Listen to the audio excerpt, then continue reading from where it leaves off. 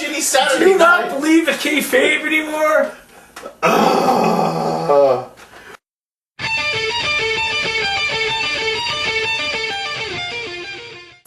He's getting a phone call from George Lucas.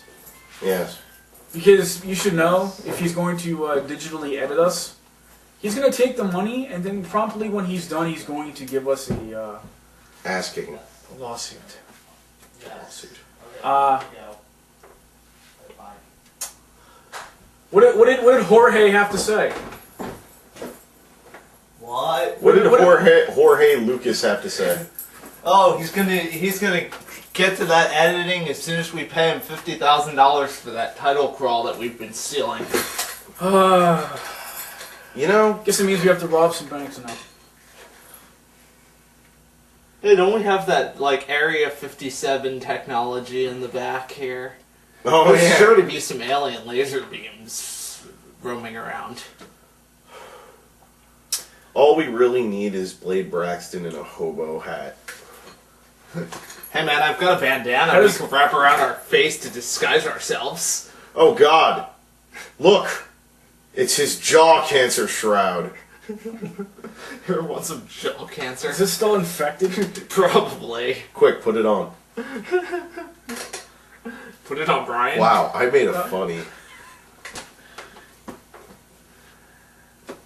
So, yeah, I don't think the WWE had believed he could draw enough for them, and they decided to kind of spoil a surprise. And they could. I think they Actually, they I think the opposite. Well, then when he comes out, it's not going to be as shocking, and that kind of ruins the whole thing. And think about where they put it. It was actually brilliant. Here you're taking an internet darling, such as Bryan Danielson, and advertising on the internet that he's going to be appearing on their pay-per-view that night. Not advertising him on TV, where he's not as known, but on the internet, where he is very well known. If they submitted it to the dirt sheets, I would agree with you, but they posted it on their own website, which when they, I don't know if they still do it, they used to have news about all promotions because they're trying to act like a dirt sheet. But the hardcore fans, I guess they're trying to reach with that, are not going to go to WWE.com for the latest in insider news. They're going to go to, other places. Probably they're going to go to Wrestling Observer. they're going to go to Meltzer, they're going to go to Pro Wrestling Torch. Yeah, but their website's going to be credited for breaking the news because they put it up first, and you can't just plagiarize stuff. To encroach on R.D. Reynolds. Dave Meltzer! Not talking about Dave Meltzer this week. We always end up mentioning him whenever we talk pro wrestling. Well, how can you not? Easy, by not. Oh, somebody's dying. Something's on fire. Somebody's gonna die. Your house is Apparently, on fire. there's a breach in Area 57. Okay, it's passed. I don't think they found us. I think the aliens. I think the sanctity of Area 57 is intact. I think the aliens got loose. I think they're revolting, and I don't know if we're safe here anymore. Which means that this episode should probably come to conclusion.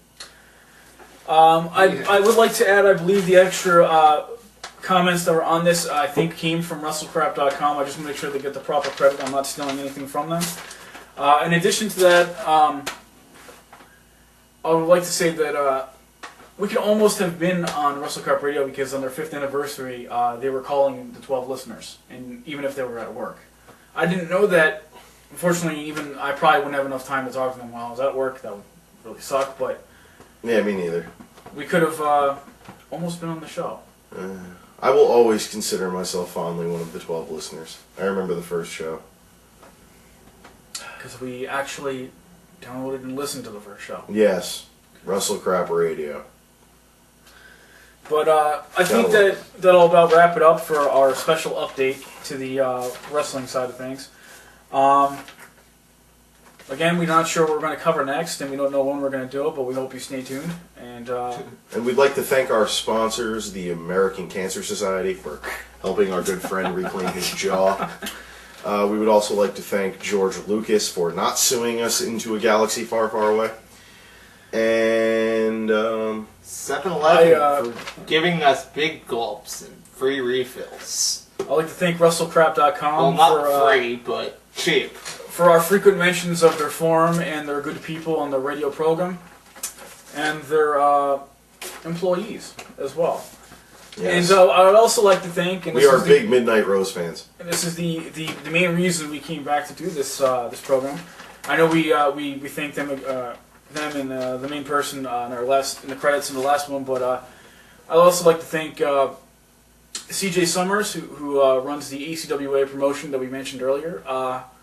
He was a big reason why we decided to do this information, this update on recent news.